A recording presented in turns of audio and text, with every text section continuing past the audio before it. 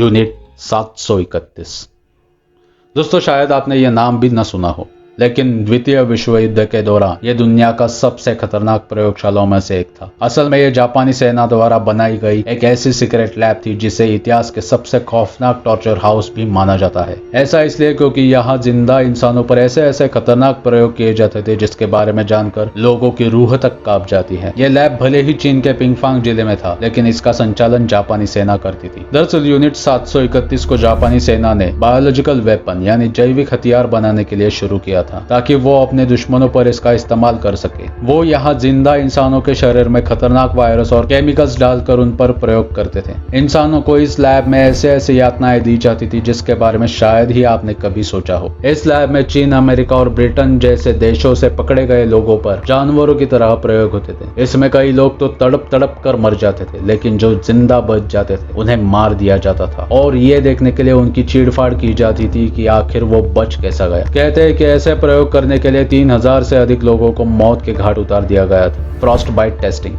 Bite testing नाम के इस प्रयोग में इंसानों के हाथ पैरों को पानी में डुबा दिया जाता था और वो जब तक जम न जाए तब तक पानी ठंडा किया जाता था। इसके बाद में जमे हुए हाथ पैरों को गर्म पानी में पिघलाया जाता था ताकि ये पता लगाया जा सके कि अलग अलग तापमान पर शरीर कैसे रिएक्ट करता है और उस पर किस तरह प्रभाव पड़ता है। इस खतरनाक प्रयोग में कई लोगों की जान तक चली जाती थी। कई बार कई सारे बंदियों के शरीर में खतरनाक वायरस डाल दिया जाता था। उसके बाद उनके प्रभावित अंगों को यह देखने के लिए काट लिया जाता था कि बीमारी आगे भी फैलती है या नहीं। वैसे तो इस खतरनाक प्रयोग में कई लोग अपनी जान गंवा देते थे, लेकिन जो बच जाते थे उनके ऊपर फिर गन फायर टेस्ट किया जाता था ताकि ये जान सके कि अलग अलग किस्म की बंदूक और गोलियां इंसानी शरीर को कितना नुकसान पहुंचा सकती है। उस दौरान इजिप्ट में जानलेवा बीमारी फैल रही थी जिसका नाम था सिफिलिस। जापान ने इस बीमारी का अध्ययन करने के लिए इसके जीवाणु यानी बैक्टीरिया को बंदी बनाए हुए कैदियों में डाल दिया जाता था। इस प्रयोग से यह जानने की कोशिश की जाती थी कि आखिर यह बीमारी फैलती कैसी है। इसके अलावा कई अलग अलग बीमारियों के वायरस और बैक्टीरिया को गर्भावस्था के दौरान महिलाओं के शरीर में इंजेक्ट किया जाता था ताकि नवजात पर इसका क्या असर होता है ये देखा जा सके। इसमें कईयों की मौत भी हो जाती थी। अगस्त 1945 में हिरोशिमा और नागासाकी दोनों पर बमबारी होने के बाद सोवियत सेना ने मंचूरिया पर हमला किया। इस लड़ाई में जापानी सेना बुरी तरह हारी। यूनिट 731 को आधिकारिक रूप से बंद कर दिया गया था। हालांकि इस यूनिट में किए गए ज्यादातर प्रयोगों को जला दिया गया था। इसके साथ ही जापान ने 13 वर्ष के रिसर्च में पाए गए सभी उपयोगी जानकारी को नष्ट कर दिया गया। चीन के पिंगफांग में मौजूद यूनिट 731 खतरनाक प्रयोग करने वाला इकलौता लैब नहीं था। चीन में इसके और भी कई शाखाएं थी, जिनमें लिंको